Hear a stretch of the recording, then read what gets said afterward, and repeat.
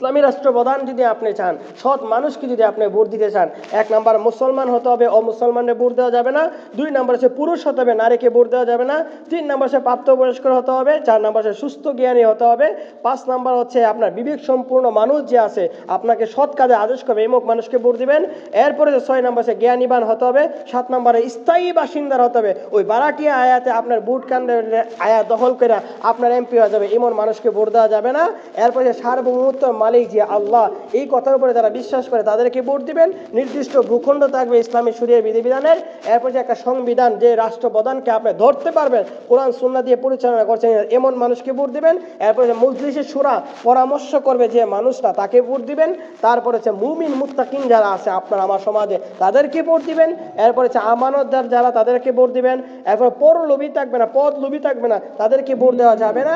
তারপরে হচ্ছে আপনার ইবাদত বন্দেগী যারা করবে, 4টা জিনিস, কোরআন সুন্নাহ, আরেকটা হচ্ছে নামাজ রোজা, আরেকটা সৎ কাজ আদেশ করবে, অসৎ কাজে বাধা দেবে, তাদেরকে ভোট দিবেন।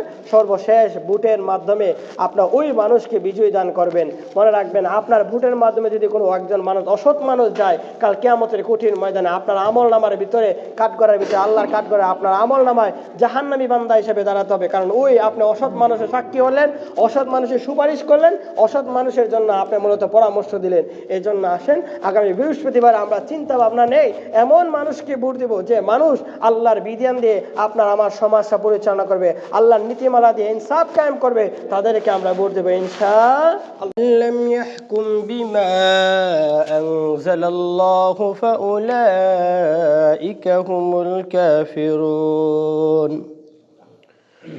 صدق الله المولان العظيم وصدق رسوله النبي الكريم ونحن على ذلك من الشاكرين والشاهدين والحمد لله رب العالمين। আলহামদুলিল্লাহ, আল্লাহ সুবহানাহু ওয়া তাআলার নিকট আমরা শুকর আদায় করি যে রব্বুল আলামিন আমাদেরকে আল্লাহ রাব্বুল আলামিনের ঘরের মধ্যে আসা এবং বসা, কিছু কথা বলা এবং শোনার তৌফিক এনায়েত করেছেন।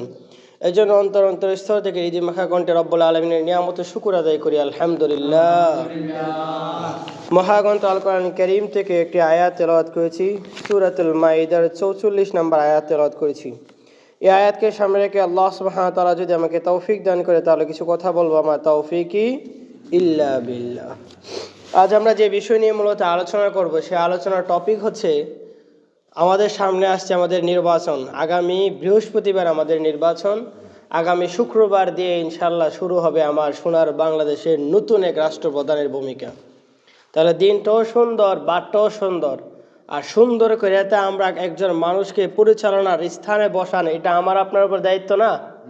আল্লাহ রাব্বুল আলামিন বৃহস্পতিবারে আপনার আমার ভোটের চিন্তা ভাবনার মাধ্যমে একজন মানুষকে বিজয়ী দিবেন, আর সেই বিজয় দিন শুরু হবে কিবারে? শুক্রবার দিয়ে শুরু হবে। সুবহানাল্লাহ। এই জিনিসটাকে কেন্দ্র করে আমরা কাদেরকে ভোট দিতে পারবো, কাদের উপরে আমাদের দায়িত্ব, কোন কোন গুণাবলী আমাদের রাষ্ট্রনায়কের দায়িত্ব আছে, সেই বিষয়টার উপর আমরা ইনশাআল্লাহ আজকে আলোচনা করব। আমরা জানি খলিফা, এই দুনিয়ার জমিনের ভিতরে যারা মূলত রাষ্ট্র পরিচালনা করেন তাদেরকে আমরা কি বলি? খলিফা বলি। আমরা কি বলি? খলিফা বলে থাকি। আর এটাকে মূলত খলিফা থেকে মূলত খেলাফত শব্দটা মূলত উৎপত্তি হয়েছে। কার থেকে? খলিফা থেকে মূলত খেলাফত শব্দটি উৎপত্তি হয়েছে। আমরা কোরআনের ভাষার ভিতরে আল্লাহ সুবহানাহু ওয়া তাআলা স্পষ্ট ভাষায় সূরাতুল বাকারার 30 নম্বর আয়াতের মধ্যে বলে, ইন্নী জাইলুন ফিল আরদি খলিফা। ও নবী মুহাম্মদ সাল্লাল্লাহু আলাইহি ওয়াসাল্লামের উপর আল্লাহ যে কোরআন নাজিল করেছেন, সেই কোরআনের ভিতরে আল্লাহ রাব্বুল আলামিন ফেরেশতাদেরকে বলেন, ও আমার ফেরেশতারা, ইন্নী জাইলুন ফিল আরদি খলিফা, আমি আল্লাহ পৃথিবীর মধ্যে প্রতিনিধিত্ব তৈরি করতে চাই, মানুষ তৈরি করতে চাই, যারা আমি আল্লাহর বিধান দিয়ে সমাজ রাষ্ট্র পরিচালনা করবে, এমন মানুষ তৈরি করতে চাই। ওই ইন্নী জাইলুন ফিল আরদি খলিফা, খলিফা শব্দটা আমরা মূলত পরিচিত ইনশাআল্লাহ। এবার আসুন, খলিফা শব্দের অর্থ কি হয়ে দাঁড়ায়? প্রতিনিধিত্ব করা। কি করা? প্রতিনিধিত্ব করা। আর খলিফা শব্দের অর্থ কি? একটা হচ্ছে খেলাফত শব্দের অর্থ প্রতিনিধিত্ব করা, আর একটা হচ্ছে খলিফা শব্দের অর্থ হচ্ছে প্রতিনিধিত্ব। তাহলে একটা হচ্ছে প্রতিনিধিত্ব করা, আর একটা হচ্ছে প্রতিনিধি। একটা হচ্ছে প্রতিনিধি, আর একটা হচ্ছে প্রতিনিধিত্ব করা। এবার আসলে আমরা এতটুকু আমরা মূলত আংশিক হলে কিছুটা বুঝলাম যে খলিফা শব্দের অর্থ কি আর খেলাফত শব্দের অর্থ কি হয়ে দাঁড়ায়। নবী সাল্লাল্লাহু আলাইহি ওয়াসাল্লাম বলেন আল্লাহর হাবিব সাল্লাল্লাহু আলাইহি ওয়াসাল্লাম ইন্তিকাল করার পরে আল্লাহ রাব্বুল আলামিন নবী সাল্লাল্লাহু আলাইহি ওয়াসাল্লামের খুব কাছের প্রিয় সাহাবী ছিলেন চারজন সাহাবী, যে সাহাবীদের নাম আমরা খুতবার মধ্যে সবসময় বলি, আবু বকর, উমর, উসমান, আলী। এই চারজন সাহাবীর নাম আমরা সবসময় বলি না আমরা? তো এই চারজন সাহাবী মূলত সমাজ, দেশ, রাষ্ট্র পরিচালনার দায়িত্ব তারা পেয়েছিলেন। কয়জন সাহাবী পেয়েছিলেন? চারজন সাহাবী। তারা মূলত 30 বছর এই খলিফার দায়িত্ব পালন করেছিলেন। কত বছর করেছিলেন? 30 বছর। কত বছর? 30 বছর করেছিলেন। তো কোন সাহাবীরা 2 বছর ছিলেন, 10 বছর ছিলেন, এমন বলে মূলত ভাগ করা হয়েছিলেন। খলিফাদের যুগ কত বছর ছিলেন? 30 বছর মূলত ছিলেন। তাহলে খলিফা কোন সময় তৈরি হয়েছেন? আল্লাহ হাবিব সাল্লাল্লাহু আলাইহি ওয়াসাল্লাম ইন্তেকাল করার পরেই মূলত খলিফাদের কার্যক্রম মূলত শুরু হয়েছিলেন। বলে আমরা আবার প্রশ্ন করি, খলিফা কয়জন ছিলেন? 4 জন ছিলেন। কয়জন ছিলেন? 4 জন। আবু বকর, উমর, উসমান, আলী রাদিয়াল্লাহু তাআলা আনহু। এবার আসুন, এই যে খলিফাদের যে দায়িত্বটা মূলত কি হতে পারে, খলিফাদের কাজ কি, খলিফা কাকে বলা হয়, খেলাফত কাকে বলা হয়? আল্লাহ রাব্বুল আলামিনের বিধান দিয়ে বলেন, আল্লাহ রাব্বুল আলামিনের বিধান দিয়ে, কোরআন সুন্নাহ দিয়ে, ইজমা কিয়াসের মাধ্যমে যারা মূলত সমাজ, দেশ, রাষ্ট্র পরিচালনা করবে তাদের কি বলা হয়? খলিফা বলা হয়। তাহলে 4টা জিনিস, কয়টা জিনিস পাইলে আমরা? 4টা। কোরআন, সুন্নাহ, ইজমা, কিয়াস। কোরআন, সুন্নাহ, ইজমা, কিয়াস। এই 4টা জিনিস দিয়ে সমাজ, দেশ, রাষ্ট্র যারা পরিচালনা করবে তাদেরকে বলা হয় খলিফা বলা হয়। কথা ক্লিয়ার বুঝছেন না? খলিফা কাকে বলা হয়। এবার আসেন, খলিফা হতে হলে আমাদের কিছু গুণাবলী থাকার প্রয়োজন আছে না? আমরা কাদেরকে খলিফা বানাবো? নাম্বার 1, 1 নাম্বার, আমরা খলিফা হতে হলে মুসলমান হতে হবে। কি হতে হবে ভাই? মুসলমান হতে হবে। তাহলে স্পষ্ট ভাষা এখান থেকে বোঝা গেল আপনার আমার দায়িত্ব কোনো হিন্দু ধর্মের মানুষের কাছে দেওয়া যাবে না। দেওয়া যাবে এটা? তাহলে আমরা মুসলমানের সন্তান যদি হিন্দু ধর্মের যদি ভোটের জন্য যদি পাগল হয়ে যায়, হিন্দুকে কিভাবে আমরা মূলত বিজয় করে আপনার আমার সমাজের প্রতিনিধিত্ব করার দায়িত্ব দিতে পারি, এটা তো হতে পারে না। কারণ আপনার আমার কাজ হচ্ছে মুসলমান মূলত একজন রাষ্ট্রপ্রধান হবে, মুসলমান একজন আপনার সমাজের প্রতিনিধিত্ব করবে। তাহলে 1 নাম্বার কি হবে ভাই? মুসলমান হবে। কেন? আল্লাহ রাব্বুল আলামিন সূরাতুন নূরের 55 নম্বর আয়াতে আল্লাহ বলেন, ওয়া'দাল্লাহু আল্লাযীনা আমানু মিনকুম ওয়া আমিলুস সালিহাতি লা ইস্তাখলিফান্নাহুম ফিল আরদি। আল্লাহ রাব্বুল আলামিন ওয়াদা দিয়েছেন, আল্লাহ ওয়াদা দিয়েছেন আল্লাযীনা আমানু, যারা ঈমান আনবে। তাহলে একটা হিন্দু ধর্মের মানুষ বা খ্রিস্টান, ইহুদি, নাসারা, সে কি ঈমান আনলো? আল্লাহর প্রতি ঈমান আনলো? যে ব্যক্তি আল্লাহর প্রতি ঈমান আনলো না, তাকে আল্লাহ এখান থেকে বলছেন জাবাত, তাদেরকে আমি আল্লাহ রাব্বুল আলামিন রাষ্ট্রনায়কের ভূমিকা পালন করার জন্য আমি আল্লাহর পক্ষ থেকে তাদেরকে মূলত গ্রহণযোগ্য করলাম না। তাহলে ওয়াদাল্লাহু আল্লাযীনা আমানু মিনকুম ওয়া আমিলুস সালিহাত, ঈমান থাকতে হবে, আমলে সালেহ থাকতে হবে। আমলে সালেহ কি? নেক কাজ করতে হবে, নামাজ পড়তে হবে, রোজা রাখতে হবে, হজ করতে হবে, যাকাত করতে হবে। তাদেরকে মূলত আল্লাহ বলছেন লা ইস্তাখলিফান্নাহুম ফিল আরদি, আরদিন মানুষের জমিন, এই জমিনের আল্লাহ রাষ্ট্রনায়কের ভূমিকা পালন করার জন্য দায়িত্ব দিবেন।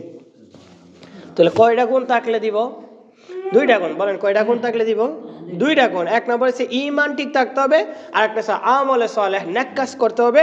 এই 2টা গুণ কি মুসলমানের মধ্যে থাকে না মুসলমানের ভিতরে থাকে?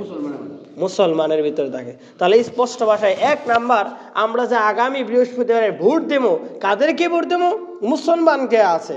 যার মুসলমানের ভিতরে, যাদের ভিতরে এই 2টা গুণ থাকা যায়, ঈমান আছে যার, আর আমলে সালেহ যার আছে, এই 2 গুণ যাদের ভিতরে থাকবে তাদেরকে আমরা ভোট দেবো ইনশাআল্লাহ। এবার আসেন, কোরআন আরো কি বলেন? কোরআন তো আমাদেরকে অতটুকু বলে থেমে যান নাই যে শুধু মুসলমানকে দিবা, আর ঈমান আর আমল থাকলে আরো 2টা গুণ আল্লাহ রাব্বুল আলামিন কি বলেন শুনেন। আল্লাহ বলেন, ইয়া আইয়ুহাল্লাযীনা আমানুত্তাকুল্লাহ, হে ঈমানদারের দলেরা। তাহলে আমরা যারা নামাজ পড়তেছি আমরা ঈমানদার না? অবশ্যই আমরা ঈমানদার। আর যারা আল্লাহর বিধান পালন করে না, কাফের মুশরিক, তারা তো কখনো ঈমানদার হতে পারে না। তো আল্লাহ আপনারে ডাক দেয়া বলতেছেন, আমরা কেন জানেন 500 টাকা 1000 টাকার জন্য মূলত আমরা ঈমানটা হারায় ফেলি। তো আল্লাহ আপনাকে আমাকে ডাক দেয়া বলছে, ইত্তাকুল্লাহ, আল্লাহরে ভয় করো, ওয়া কুনু মা'আস সাদিকিন, যারা সত্যবাদী আছে তাদের দলের অন্তর্ভুক্ত হইও। সত্যবাদী কারে? সত্যের উপরে যারা অটল থাকে, সত্যের নীতিমালা বাস্তবায়ন করে, তাদেরকে বলা হয় সত্যবাদী। কথা ক্লিয়ার বুঝছেন না? এক আয়াতে আল্লাহ বলেন সত্যবাদী, আরেক আয়াতে আল্লাহ বলেন ইয়া আইয়ুহাল্লাযীনা আমানুত্তাকুল্লাহ, হে ইমানদারের দলেরা আল্লাহকে ভয় কইরো, আল্লাহরে ভয় কইরো। শুধু আল্লাহ কইছে এখানে ভয় করার পরে এতটুকু থেমে যেও না। তারপর আল্লাহ সুবহানাহু ওয়া তাআলা বলছেন আতিউল্লাহ ওয়া আতিউর রাসূল ওয়া উলিল আমরি মিনকুম, যারা আল্লাহকে অনুসরণ করবে, রাসূলুল্লাহ সাল্লাল্লাহু আলাইহি ওয়াসাল্লামকে অনুকরণ করবে, ওয়া উলিল আমরি মিনকুম, তাদেরকে নেতা হিসেবে মেনে নিও, তাদের দলের অন্তর্ভুক্ত হয়ে যেও। তাহলে এখান থেকে স্পষ্ট ভাষা বোঝা যায় যে একজন কাফের মুশরিক সে তো আল্লাহকে কখনো অনুসরণ করতে পারে না, সে রাসূলুল্লাহ সাল্লাল্লাহু আলাইহি সাল্লামকে অনুকরণ করতে পারেন না। সে মানুষ যারা কাফের মুশরিক, যারা আল্লাহ এবং তার রাসূলকে অনুকরণ করতে পারে না, তাদের দলে যদি আমি আর আপনি যদি অন্তর্ভুক্ত হয়ে যাই, তাহলে কি আমরা মুমিন হতে পারলাম? বলেন, অমুমিন হতে পারলাম? তো দুই গুণ। প্রথম গুণ আমরা পাইছি ওয়াকুনু মা'আস সাদিকিন, সত্যবাদীকে তোমরা নেতা বানায়ো, তাদের দলে হয়ো। আর দ্বিতীয় আয়াত আল্লাহ বলছেন আতিউল্লাহ ওয়া আতিউর রাসূল ওয়া উলিল আমরি মিনকুম, যারা আল্লাহ এবং তার রাসূলকে অনুকরণ করে তাদের দলের অন্তর্ভুক্ত হয়ো। আর আরেক আয়াতের মধ্যে আল্লাহ স্পষ্ট ভাষায় কি বলেন? আল্লাহ সুবহানাহু ওয়া তাআলা বলছেন ইয়া আইয়ুহাল্লাযীনা আমানুত্তাকুল্লাহ, ইয়াটা খুব মনোযোগ দেখেন। যারা আমরা ইমানদার দাবি করি তাদেরকে আল্লাহ স্পষ্ট ভাষায় ডাকছেন ইয়া আইয়ুহাল্লাযীনা আমানুত্তাকুল্লাহ, ও হে আমার বিশ্বাসী বান্দারা, আমি আল্লাহকে যারা ভয় করো, ওয়াল তানজুর নাফসুম মা কদ্দামাত লিগাত, ওয়াল তানজুর নাফসুম মা কদ্দামাত লিগাত, ও বান্দা বান্দি শোনো, তোমরা আগামী কালের জন্য বা আগামী দিনের জন্য কি সামগ্রী তোমরা ব্যবহার করবা বা কি তৈরি করবা। আমি আমার ভাষার মধ্যে এমন ভাবে বর্ণনা করি ওয়াল তানজুর নাফসুম মা কদ্দামাত লিগাত ওয়াত্তাকুল্লাহ, আল্লাহ রাব্বুল আলামিন বলছেন যেন এমন ভাবে বললেন, বান্দা আগামী কাল তুমি কাদেরকে ভোট দিবা তুমি তাকে বুঝছো। আজকে তুমি ভাববো আগামী বৃহস্পতিবার কারে ভোট দিবা, ভোট দিবার আগে আজকে তুমি ভাববো। আল্লাহ ভাবার আগে বলছেন, ইমানদারকে আল্লাহ সতর্ক করে বলছেন, যারা মূলত নামাজ রোজা হজ জাকাত পালন করে না, ইমানদারের অন্তর্ভুক্ত না, তো তারার অবস্থাটা কেমন হবে কন্ত দিন। আল্লাহ ইমানদারের ডাক দিয়ে কইছে ইত্তাকুল্লাহ, আল্লাহরে ভয় করো। আল্লাহ সিদ্ধান্তটা নিবার আগে আল্লাহ কইছে আল্লাহরে ভয় করো, সিদ্ধান্তটা নিও আগামীকাল কাদেরকে ভোট দিবা।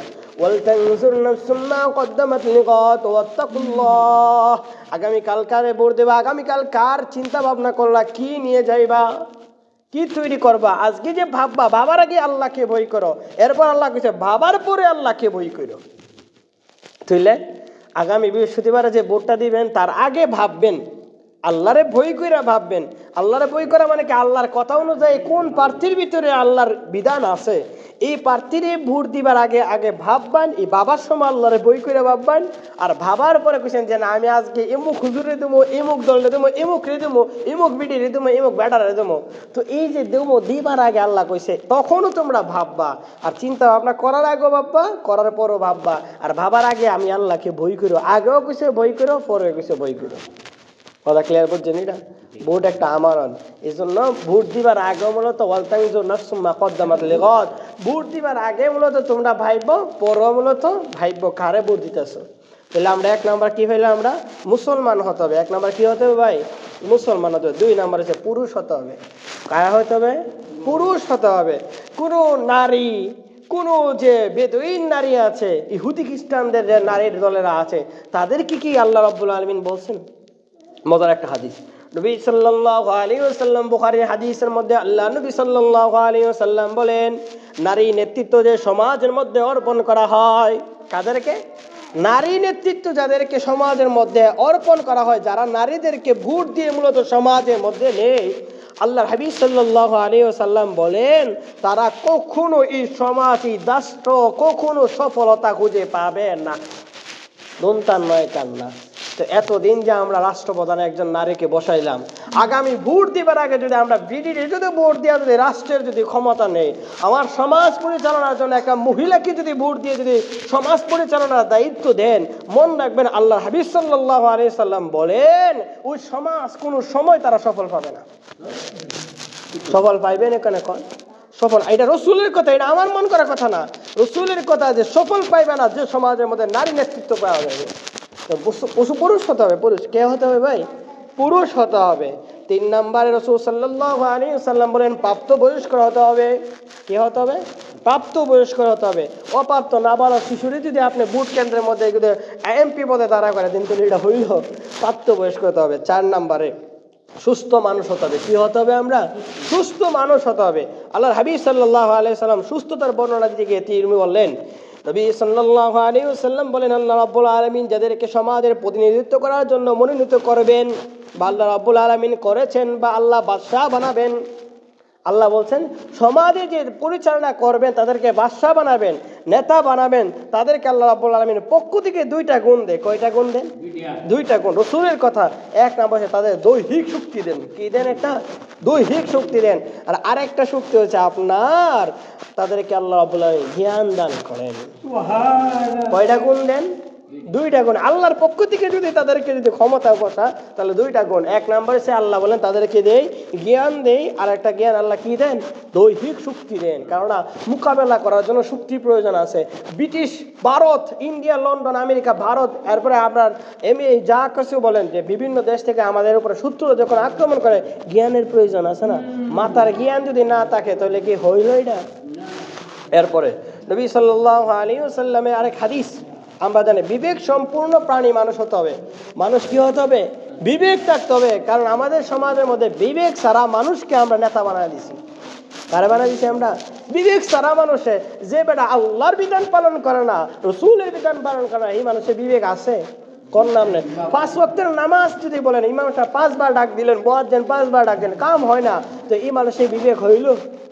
আল্লাহ রাব্বুল আলামিন কোরআনুল কারীমের মধ্যে বলেন, ও আমার গোলাম শোনো, বিবেক যে থাকবা ওই বিবেকবান নেতা। ইন্নাল্লাহা ইয়া'মুরুকুম আন তুআদ্দুল আমানাতি ইলা আহলিহা।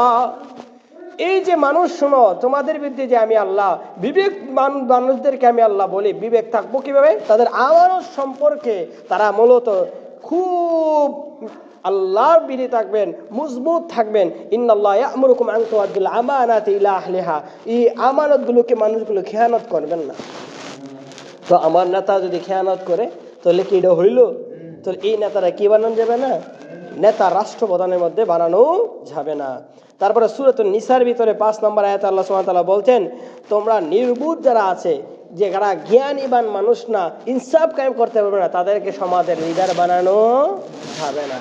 তারপরে আল্লাহ রাব্বুল আলামিন 6 নম্বরে আল্লাহ রাব্বুল আলামিন বলে জ্ঞানবান হতে হবে। ওই যে আমরা হাদিস থেকে বুঝলাম জ্ঞানীবান, যারা আল্লাহর পক্ষ থেকে রাষ্ট্রীয় ক্ষমতা পালন করার দায়িত্ব দেয় তারাই মূলত জ্ঞানীবান হয় আর দৈহিক শক্তিবান হয়। 7 নাম্বার হচ্ছে স্থায়ী বাসিন্দার হতে হবে। কি বাসিন্দার হতে হবে? স্থায়ী বাসিন্দার আমাদের হতে হবে। ওই আরেকখান থেকে ঘুরাইয়া যদি মূলত আপনার সমাজে লিডার হয়ে যায়, মনে করে নেবেন ওই বেটা আপনার দুঃখ কোনো সময় বুঝবে না। স্থানীয় মানুষগুলো হতে হবে। এই এলাকার প্রতিনিধিত্ব হবে কে হবে? ওই এলাকার বাসিন্দার হতে হবে। আরেকজন মানুষ দূর থেকে আসে যদি আপনার এলাকার লিডার হয়ে যায়, সে মানুষ আপনার মনের দুঃখ কষ্ট বুঝবে? কোনো সময় বুঝবে না। এজন্য আমরা 7টা গুণ বললাম আমাদের গুণাবলীর ভিতরে। 8 নম্বর আমরা বলি যে আমাদের মৌলিক যে নীতিমালা থাকবে রাষ্ট্র পরিচালনার জন্য, তার ভিতরে 1 নাম্বার থাকবে সার্বভৌমত্বের মালিক কে? বলেন, সার্বভৌমত্বের মালিক কে? আল্লাহ রাব্বুল আলামিন। আমরা তো বলি সার্বভৌমত্বের মালিক হচ্ছে আমাদের নেতা, আমরা জনগণ, আমরা এটার মনে নেই। অথচ আল্লাহ রাব্বুল আলামিন সূরাতুল আল ইমরানের 26 নম্বর আয়াতের মধ্যে স্পষ্ট ভাষায় বলেন, ও নবী মুহাম্মদ সাল্লাল্লাহু আলাইহি ওয়াসাল্লাম, মানুষরা কাফের মুশরিকরা আপনাকে প্রশ্ন করবে সার্বভৌমত্বের মালিক কে? তখন আপনি বলবেন একমাত্র কে? আল্লাহ। একমাত্র কে? আল্লাহ। আল্লাহ বলে ইন্নাল্লাযীনা ক্বালু রাব্বুনাল্লাহ, বলবেন কে? আল্লাহ রাব্বুল আলামিন সার্বভৌমত্ব মালিক এবং আমাদের রব, আমাদের হাওয়ান, সব কিছুর মালিক কে? আল্লাহ রাব্বুল আলামিন। 2 নাম্বার হচ্ছে আমাদের নির্দিষ্ট একটা ভূখণ্ড থাকবে। এই যে আমাদের খলিফা হবে, আমাদের দেশের যে রাষ্ট্রপ্রধানের দায়িত্ব পাবে, আমাদের যে উপজেলার যে আমাদের ভূমিকা পালন করবে, যে প্রতিনিধিত্ব হবে, তার একটা নির্দিষ্ট ভূখণ্ড থাকবে। 3 নাম্বার হচ্ছে একটা সংবিধান থাকবে। কি থাকবে? এটা সংবিধান থাকবে। ওই সংবিধান কি দিয়ে পরিচালনা করা হবে? আমার তেলাওয়াতকৃত আয়াত সূরাতুল মাইদা 44 নম্বর আয়াতে আল্লাহ বলেন, ওয়া মান লাম ইয়াহকুম বিমা আনজালাল্লাহু ফাউলাইকা হুমুল কাফিরুন। যারা আল্লাহর নীতিমালা দিয়ে সমাজ, দেশ, রাষ্ট্র, সংবিধান পরিচালনা করবে না, কয়টা জিনিস? কোরআন, সুন্নাহ, ইজমা, কিয়াস, এই 4টা জিনিস দিয়ে যাদের সংবিধান পরিচালনা করবে না, তাদেরকে আল্লাহ বলছেন কাফের। এটা আমার কথা না, আল্লাহর কথা হইছে কাফের। যারা বলে আমরা মদিনার সনদ দিয়ে সমাজে রাষ্ট্র পরিচালনা করব, কিন্তু ক্ষমতা যাওয়ার পরে তারা মদিনার সনদের কাছে নাই, তারা কি? কাফের, আল্লাহ আদালতে কি কাফের। আবার কিছু সংখ্যক মানুষ যদি বলে আমরা শরিয়ার বিধিবিধান মানি না, তারাও হচ্ছে কি কাফের। আল্লাহর বিধান আদনা পরিমাণ যদি জবরদস্ত যদি কোনো মানুষ যদি অস্বীকার করে ফেলে, মনে রাখবেন তারা আল্লাহর আদালতে কোনো সময় মুমিন মুত্তাকিন হতে পারে না। তারপরে আল্লাহ রাব্বুল আলামিন কি বলছেন, মজলিসে শুরা থাকবে, রাষ্ট্রপ্রধানের দায়িত্ব হচ্ছে মজলিসে শুরা। আপনার এমপি সাহেব যে বানাবেন, আপনার যে মন্ত্রী বানাবেন, প্রধানমন্ত্রী বানাবেন, ওই মূল মানুষটি দেখবেন যে মানুষ আপনার আমার সাথে মূলত পরামর্শ করে, ও আমরুহুম শুরা বাইনাকুম, পরামর্শ করেই মূলত সিদ্ধান্ত নিতে হবে। এবং এই যে পরামর্শের মাধ্যমে যে ফায়সালাটা হবে, এটার উপরে আল্লাহর উপরে তাওয়াক্কুল করে মূলত সামনের দিকে আগাতে হবে। তারপরে হচ্ছে আমরা মুত্তাকিন মানুষ হতে হবে, যারা মূলত অধিক পরিমাণ মুত্তাকিন, তাদেরকে মূলত আমাদের সমাজে লিডার বানাবো। তারপরে হচ্ছে আমানতদার যে মানুষগুলো আছে তাদেরকে বানাবো। তারপরে হচ্ছে আমাদের পদলোভী যে মানুষগুলো আছে, এটা হচ্ছে আমাদের ইম্পর্টেন্ট একটা আবু দাউদ শরীফের একটা হাদিস আমরা পড়ছিলাম যে পদলোভী মানুষ যারা আছে, ওই লোভের জন্য মূলত পদ, আমাকে এই পদটা দিতেই হবে, নাহলে আমি তোমার জোর থেকে আলাদা হয়ে গেলাম, এই পদ লোভী যারা আছে তাদেরকে আল্লাহ রাব্বুল আলামিন নবী সাল্লাল্লাহু আলাইহি সাল্লাম বলেন, স্পষ্ট আবু দাউদের হাদিস, আমার চোখের মধ্যে হাদিসটা যখন পড়ে তখন আমি বলছি এটা জুম্মার দিন ওয়াজ করে। রাসূল সাল্লাল্লাহু আলাইহি সাল্লাম বলেন, ও আমার সাহাবীরা, তোমরা মূলত উজ্জাগিয়াতে দায়িত্ব পালন করো না। তোমরা কি করে না, উজ্জা নিজের দল ছাড়া আরেক দলের মধ্যে গিয়ে নমিনেশন নিতে যায় না। আল্লাহ রাব্বুল আলামিন নবী সাল্লাল্লাহু আলাইহি সাল্লাম বলেন, যদি তোমরা যদি উজ্জা গিয়া যদি রাষ্ট্র ক্ষমতা যাও, উজ্জা যদি তুমি তোমার প্রধানমন্ত্রীর ক্ষমতা যাও, মনে করবা তোমার পিছনে কোনো সৎ মানুষ তোমার সাথে থাকতো না। কারণ ওই 500 টাকা 200 টাকা 300 টাকা দিয়ে মূলত ওই মানুষগুলো তোমার পিছনে থাকবে। আর রাসূল সাল্লাল্লাহু আলাইহি সাল্লাম বলেন, যদি তোমার উপরে যদি কোনো মানুষ যদি ক্ষমতা দেয়, তোমাকে যদি বলে যে আপনি এমপি দাঁড়ান, আমরা আপনাকে ভোট দেবো, নবীজি বললেন তখন তোমরা যাবে, কারণ তোমার সাথে মুমিনরা থাকবো। কারা থাকবো? এটা মুমিনরা থাকবো। তাহলে এই হাদিস থেকে স্পষ্ট পাওয়া যায়, কোনো অসৎ যে মানুষগুলো আছে তারা মূলত পদ নবী থাকে। আমার নমিনেশন দিচ্ছে না দেখে লেগে আমি আপনার সাথে থাকতাম না, আপনার দলের ভিতরে থাকতাম না, আপনার দল কাফের, আপনার দল মুনাফিক, আপনার দল এই দল এই দল, শেষ করেতে ওই যে অতদিন ছিল বালা, আর যখন আপনার দলের থেকে আপনাকে ভোট দেওয়ার জন্য প্রধানমন্ত্রী হিসেবে আপনার পদ যখন দিবে না, মনে রাখবেন ওই দলটা মনে করেন তখনই বলে মুনাফিক সবচেয়ে বড়। কথা ক্লিয়ার বুঝছেন? এটা তো পদ লোভী মূলত যারা থাকবে না তাদেরকে আমরা রাষ্ট্র ভূমিকা পালন করার দায়িত্ব দেব। তারপরে আমরা যারা হয়েছে মূলত ইবাদত বন্দি করে, যারা ইবাদত বন্দি করে, আল্লাহ চমৎকার একটা আয়াত নাযিল করেছেন সূরাতুল হজ্জের 41 নম্বর আয়াতে আল্লাহ বলেন, আল্লাযীনা ইম্মাক্কান্নাহুম ফিল আরদি আকামুস সালাত ওয়া আতুজ যাকাত। এই চারটা গুণ পাওয়া যায়, যাদের রাষ্ট্র ভূমিকা পালন করবে, ক্ষমতার মধ্যে বসবে, তাদের প্রথম কাজ হচ্ছে নামাজ কায়েম করবে, 2 নম্বর যাকাত প্রতিষ্ঠা করবে, 3 নম্বর সৎ কাজে আদেশ করবে, 4 নম্বরে অসৎ কাজ থেকে মানুষদেরকে বাধা দিবেন। সর্বশেষ আমরা 4টা পয়েন্ট নিয়ে মূলত আলোচনা করে আজকে আলোচনা শেষ করবো ইনশাআল্লাহ। 1 নম্বর, ভোট একটা আপনার আমানত, আগামী বৃহস্পতিবার ভোট দিবেন, কিন্তু খুদার তো আহ্বান থাকবে। এই 4টা কথা মনে রাখবেন।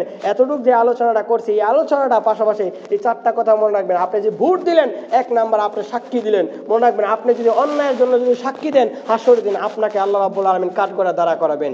এর জন্য আপনি সৎ মানুষ যারা ওই যতটা আলোচনা করছে কোরআন সুন্নাহ থেকে, ওই গুণাবলী যারা আছে তাদের পক্ষে আপনি সাক্ষী দিবেন। 2 নাম্বার হচ্ছে আপনি সুপারিশদার হয়ে গেলেন। মনে রাখবেন আপনি অনেক সময় বলেন এমুক ভাইকে ভোট দেন, এমুক আপাকে ভোট দেন, এমুকরে ভোট দেন, ওই যে আপনি সুপারিশ করলেন, সুপারিশের মাধ্যমে সে যদি অন্যায় কাজ করে, মনে রাখবেন তার বাসনীতি আপনার আমলনামা কিয়ামত পর্যন্ত থাকবে।